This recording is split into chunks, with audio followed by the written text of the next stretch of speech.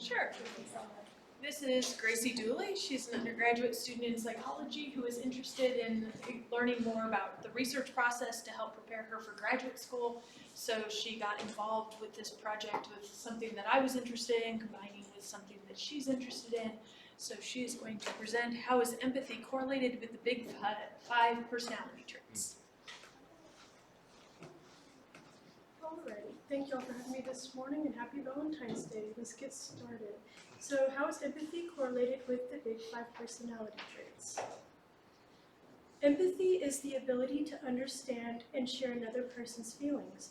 It involves recognizing and reacting to the emotional state of others, often by imagining oneself in their place. Perspective taking, fantasy, and affective components are three important aspects of empathy. The perspective-taking component refers to the ability to understand and appreciate the thoughts, feelings, and experiences of others from their point of view. It involves placing oneself in another person's shoes, imagining their thoughts and feelings, and trying to understand their perspective. The fantasy component refers to the ability to create a mental image or scenario, often based on fictional or imaginative elements. For example, understanding characters in books, movies, or plays allows the audience to identify with them and encourages imagining what it would be like to experience similar emotions and experiences.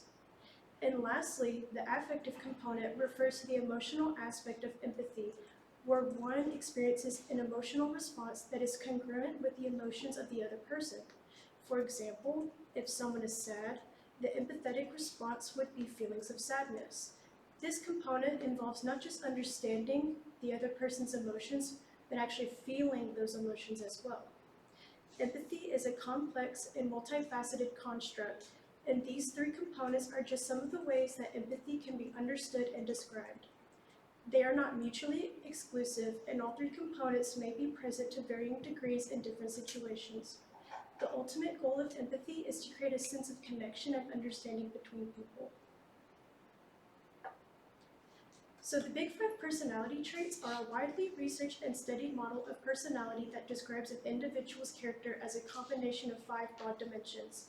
Openness is characterized by traits such as imagination, creativity, and a preference for novelty and variety. Conscientiousness is characterized by traits such as organization, responsibility, and a strong work ethic.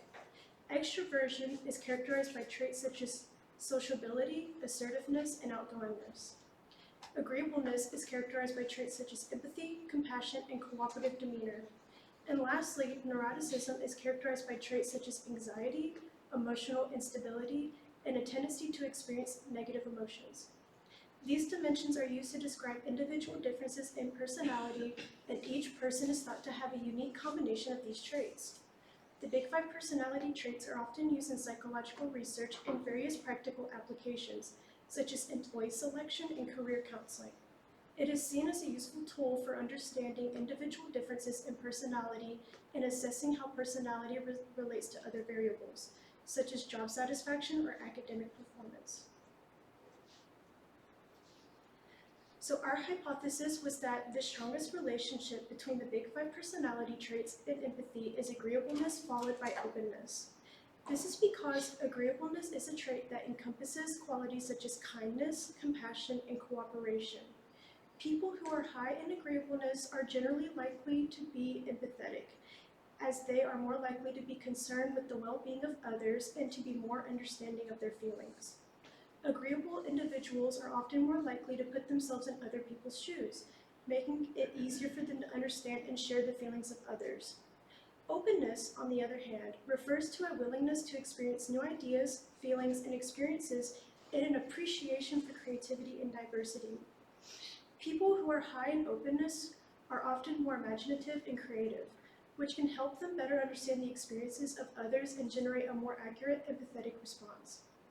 They are also more likely to be open-minded and non-judgmental, which can help them see things from the perspective of others. People who are open to experience are more motivated to explore the world visually and cognitively. So the sample we collected was JSU undergraduate students who participated in an online survey for class credit. The sample collected would not represent the general population because the participants were mainly made up of female, white first-year students. However, it does represent the JUC demographic fairly well. So the interpersonal reactivity index is a self-report measure that assesses an individual's tendency to experience empathy toward others. The ERIE consists of 28 items and measures 4 dimensions of empathy: perspective taking, the ability to understand others' perspectives; fantasy, the ability to imagine oneself in other situations; empathic concern, the tendency to feel concern for others; and personal distress, the tendency to become overly involved in others' distress. The ERIE is widely used in psychological research and has been validated in numerous studies. But there have been validity issues with the personal distress scale, which is why we did not use this in our study. The Ferguson Empathy Scale is a self-report measure of empathy that was developed by Tamara Ferguson and Heidi. It is shorter than the ERIE and assesses these items as a whole. It assesses 9 items meant to be comprehensive individuals' capacity for empathy across 3 dimensions: perspective taking, fantasy, and empathic concern. It does not include the controversial personal distress component.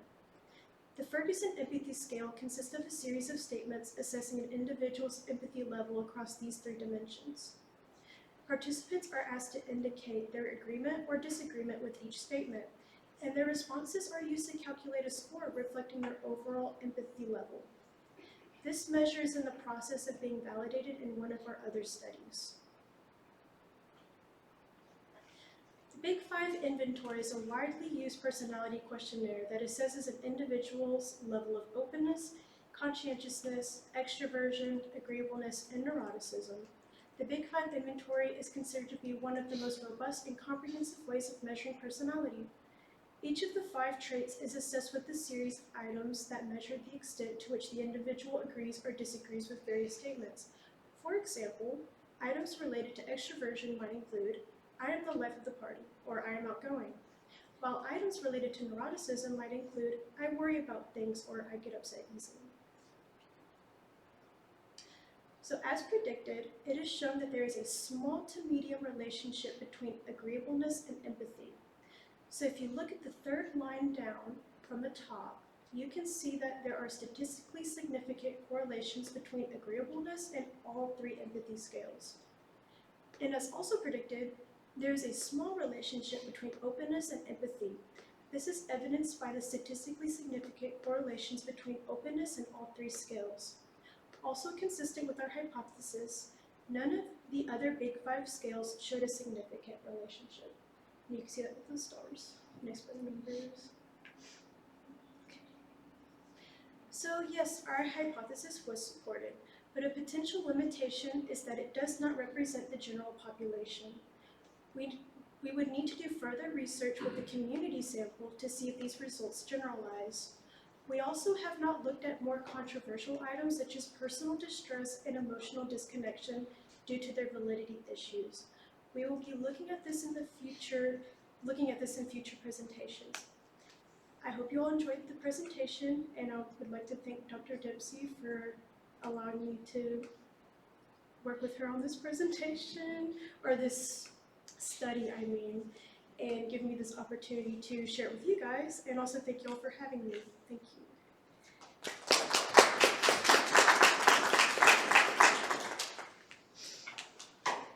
Questions for our speaker? Can you explain what the controversy is around the personal distress indicator? So when trying to be validated, they haven't had a lot of statistical, like this, it's very low for it to be statistically significant. It would need to be researched further for it to be validated.